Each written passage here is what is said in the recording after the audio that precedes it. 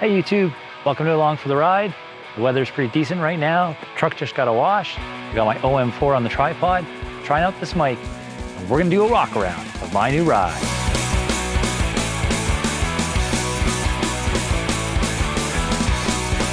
If we start with the outside, I gotta say that I'm loving the new look. You're probably gonna hear loving a lot in this video. I thought I would miss the stripes, I thought I'd miss the red and black, but I like the clean looks, I like the clean lines and the more angular look of the truck. For sure, there's definitely some more aggressive lining happening here, and I really enjoy it, even though most of the time I spend on the inside of it. Lots of compliments on the color as well. This is what they call the space white, and right now it's probably looking a little bit whiter than it does sometimes in the shade. In the shade it's looking a little more gray, which is kind of cool. Makes for an interesting find when you're in the parking lot looking for your truck, because you're never quite sure what color it's going to be.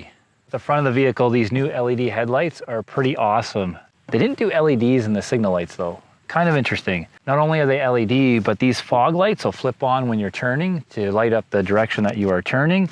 And it's got auto brightness in it as well. So when you're driving down the road at night, bright lights come on. When a truck or a car's coming your way, lights shut off, and then they come back on when you're done. So some neat features that I didn't realize this truck had. Liking the style of the new grille. Again, I don't see it much from behind the wheel, but it's nice when you come out and take a look at it. This truck has the 360-degree camera, which is kind of cool. So not only can I get a view from above with my drone, but I can get a view from above with the cameras inside. For those of you that are really big on truck specifications, this is the 2021 XLT F150 Sport Package with the 302A package in it as well. So this is the highest you can go before you hit a Lariat. And that's what I was looking at, but I'm really liking this truck and I think it's got enough for me that I need. And it's got the 2.7 liter EcoBoost engine in it. Again, not an engine that most people would put in big trucks, but I like the 2.7 because I'm already down to 10.5 liters per 100 kilometers, which is about where my truck was after 3 years. And this guy's only 3 weeks old. This vehicle does have the 360-degree camera, like I said, so we got cameras on the mirrors. The mirrors have the LED lights on the outside because this has full zone lighting, so at night I can turn on all the lights on the outside of the vehicle and light it up back here when I'm loading Sea-Doos or unloading trailers, that kind of thing, which is a great added feature that I really, really like about the XLTs. It's got push button and keyless entry, so just hit this and it unlocks, which is really sweet. Getting used to that. It's a little bit different. I've several times left the truck and left the keys in the truck, which is probably not a good idea, but it beeps when you walk away or something like that. I haven't quite figured that out yet. What I did notice about this truck as well, I don't know if you can see it from that angle. Probably not. Let's move you. No peeking on the inside yet. I noticed this little rubber molding here. They have it on the back as well. I don't think was on my 2018, and this is really sealing the truck and keeping it very quiet. This is a very quiet ride. Very comfortable as well. They've done some work with the seats. Oh, we're getting into the interior, sorry about that. Earlier on I talked about the clean lines of this truck with it not having the stripe and liking that. I also like the cleanness of this little feature here. I added the inside wheel liners on the back here and it just covers up that white bed that you would normally see over your wheels. So now this is a big black space and it's minimal, but I think it really makes the truck look kind of cool and gets rid of that sort of that sloppy, messy look inside the wheel well here. So glad I did that. A few other things on the back of this truck. We've got these massive tail lights here, and most of this is pretty standard, I think, on most trucks. The look of the tail light anyways, but this is that blind spot monitoring system, so it's got all of that in it, as well as the lane keep system, which I've played with. It's kind of cool.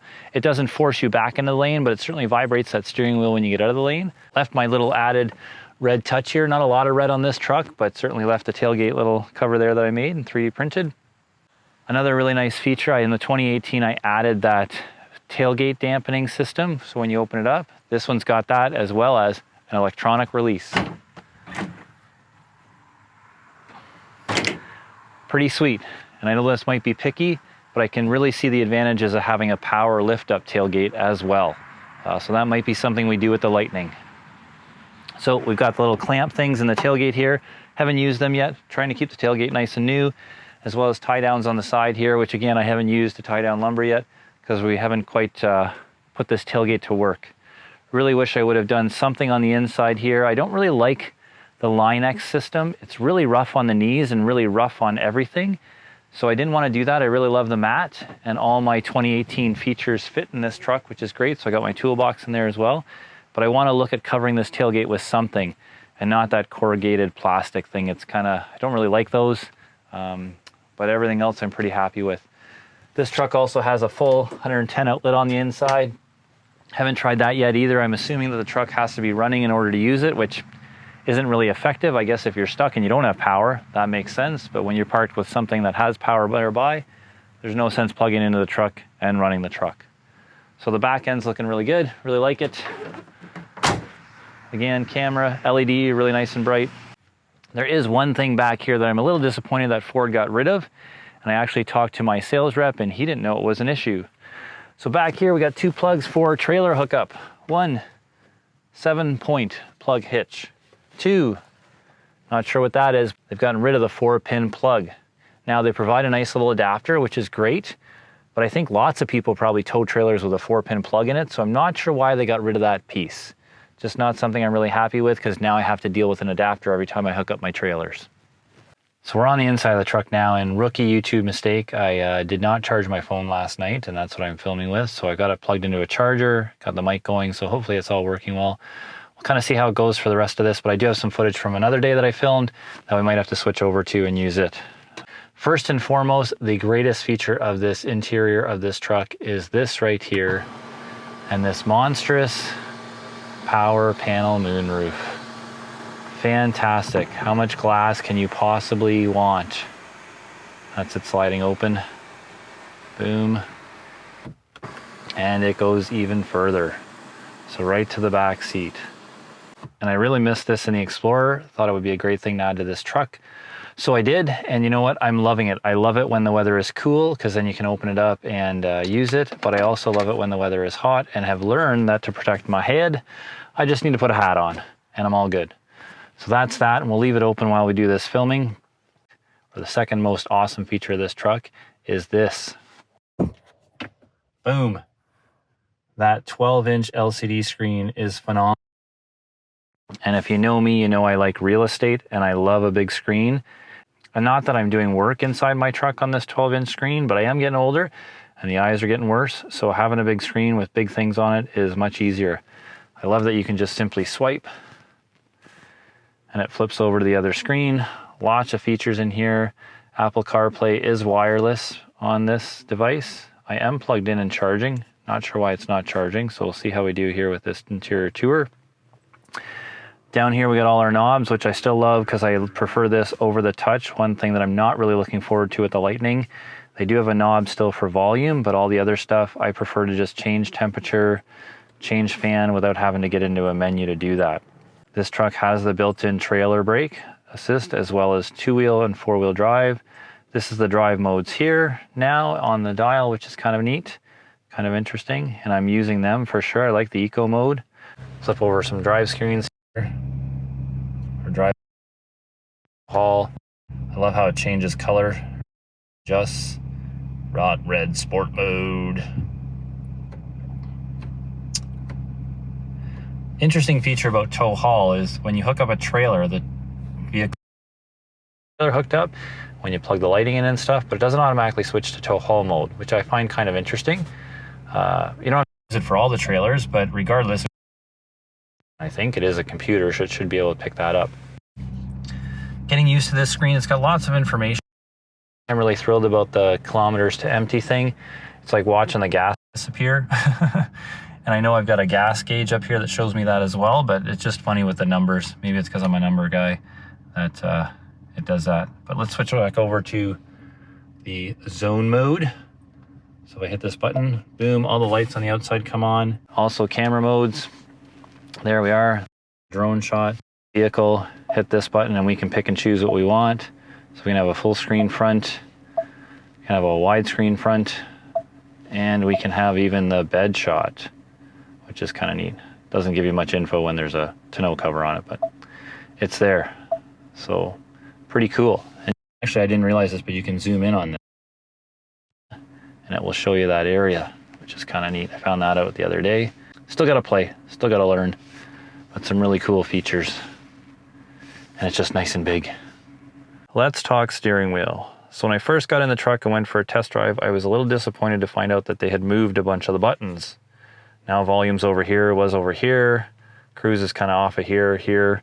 But obviously they did some research, because it didn't take long to figure out that these buttons are in a way better spot now. And maybe it's just the way I drive, versus the way other people drive, but I often have this hand on the steering wheel, which means volume is right here is sweet. It is so clever and so convenient. I really, really like it. Cruise control, you got a cruise control button here to turn it on. The great feature about the new cruise control on the 2021 is when you turn it on, it sets. Which makes total sense because when you turn cruise control on, you want it to start cruising. Fantastic. For me, that's a huge thumbs up. There's your lane keep assist, just hit the button and it flips it on, so that's really cool. Then you've got your menus and your OK button over here. If you press this quickly, you get the truck system, the Sync 4 system. And if you press and hold, you get Siri. So again, clever invention there. Love the way they've kind of redone that. Made some adjustments over here. Lock now is at the top, which is kind of handy. And then there's those mirror buttons that allow me to turn on the lights on the outside of the mirror. Unfortunately, not a swing in. That'll be something that might look at with the new Lightning as well. See what's in the package. And then we've got the tailgate release in here as well. So if I hit that button, the tailgate will go down.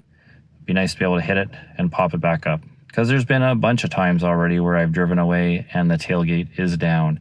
It'd be nice to be able to just hit a button and pop it up. So feature number 3 of this vehicle that I really like are the seats. And my other vehicle was only 3 years old, so I would hope that it's not 3 years of use that were making the seats a little bit uncomfortable. But they certainly didn't seem to feel like this seat. This seat really seems to hug you. They've improved the lumbar support in here. So the 2021 F-150 seats are definitely a thumbs up on my view. In terms of interior, there's a lot more chrome in this one, a lot less red. Missing the sport logo on the seats, but that's okay. And getting used to this one. And this one seems to stay looking a little cleaner, actually. Could be because it's just new. I gotta say that one of the things that I'm getting used to with this sunroof is the fact that when it's open and you're driving, you get a lot of dirt in the truck. And not dirt, but you get dust and that kind of thing. And I find I'm vacuuming the interior of the truck a little more than I need to. Just means I'm pulling the vacuum out more often. Here's another kind of neat feature. Hit the button and your shifter stows away. You can only do that when the car is on and when the car isn't running. So it's designed for if you have the interior work surface and have this thing unfold, and I don't have that on this unit. I've been a few times already where I think it would be handy. So there you have it. There's the tour of the inside and the exterior of my new ride here on Along for the Ride. I hope you enjoyed it. Really enjoying the 2021 F-150. Really looking forward to getting that Lightning, or at least seeing one on the lot and seeing what it is capable of. Stay tuned, and if you haven't subscribed and if you haven't clicked that notification bell, please do so. The reason I ask you to subscribe is that's how we grow the channel. The more viewers we get, the more publicity the channel gets. So if you're watching the videos but you're not subscribed, it doesn't take anything from you on YouTube to subscribe. Not asking you for any money or anything like that. Just click on the subscribe button so that I know that you're watching and so that the rest of the world knows you're watching, and that'll help grow this channel and make the audience a little bit larger. So take a moment to do that. Click the notification bell if you want to see more of what I'm doing. And we're going to get back to creating that camera video bag for the Sea-Doos. So that'll be the next video here on Along for the Ride. Take care, enjoy the sunshine, and we'll see you soon. See ya.